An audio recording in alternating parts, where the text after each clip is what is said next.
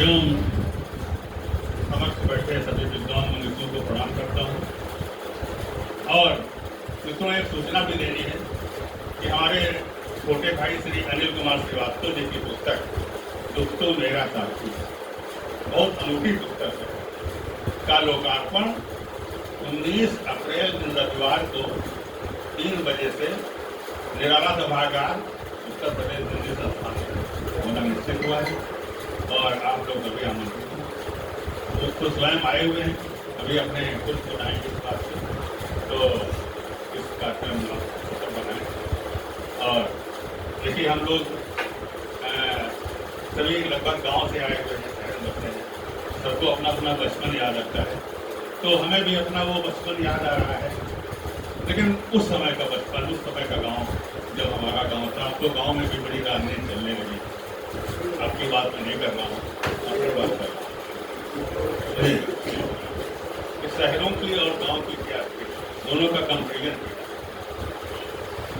सुख सुविधाओं से परिपूरित शहर न मुझको भाता है, ना जाने क्यों वही पुराना गांव याद आ जाता है, ना जाने क्यों वही पुराना गांव याद आ जाता है।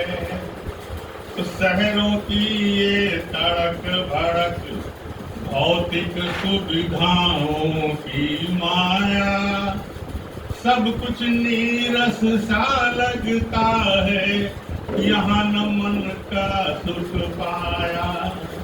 और सुख पुआल पर सोने का अब डंलप में ना आता है, ना जाने क्यों वही पुराना गांव याद आ जाता है।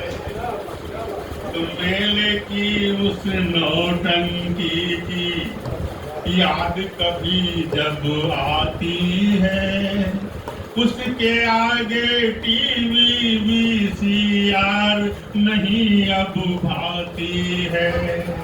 तो गांव के हर घर से लगता था जन्म जन्म का नाता है, ना जाने क्यों वही पुराना गांव याद आ जाता है।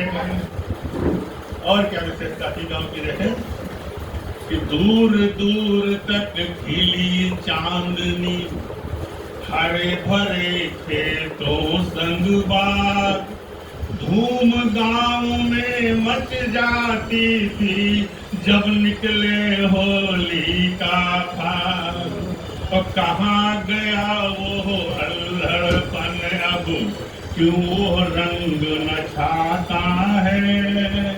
सुख सुविधाओं से परिपूरित शहर न मुझको भाता है। एक और आप लोगों ने अनुभव किया होगा गांव का, कि मिट्टी की सोंधी सुगंध जब पहली बरसा पर आती थी, नीमों पर झूले पड़ते थे, सावन गीत सुना जाती थी। तो यहाँ बहुत सी फुलवारी हैं, पर न गांव का हाथा है, ना जाने क्यों वही पुराना गांव याद आ जाता है। और जिसके लिए पूरी गीत लिखा गया है कि गांव के बड़े से आंगन में जब रंगोली की छवि सजती थी, माता पिता के साए में तब कितनी शांति मिला करती थी। और उनके जैसा वो ममत्व अब कौन भला दे पाता है।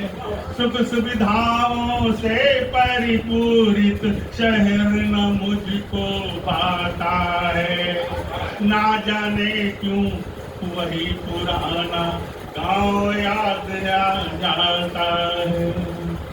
एक ठंड सुना रहा हूँ कि मित्र के साथ मित्र का कैसा कि निज के दुखों का कभी भान करता है नहीं, दूसरों की विपदा में हाथ जो बटाता है, वो जीवन के डगर पे ऐसा होता साथी कोई, हर मोड़ साया जैसा साथ जो निभाता है। तो सुख दुख को समान समझ के शांतिपूर्ण विपरीत समय में नहीं घबराता है। तो माली कब तोड़ ले न इसकी फिक्र कोई, कांटों में जो हंसता गुलाब कहलाता है, कांटों में जो हंसता गुलाब कहलाता है। और इसके साथ में जो अब तक संचालन कर रही थी परम आदरणीय मंजू सक्सेना जी, बात करने कब तक पढ़ेंगे, तो आपको मैं आह्वान करता हूँ एक मुख के द्वारा मुक्ता कह रहा हूँ कि चिलचिलाते दिवस या घनी रात हो, आंधियां हो भयंकर या बरसात हो, जिंदगी के सफर की हमें फिक्र क्या, आप जैसा मुसाफिर है।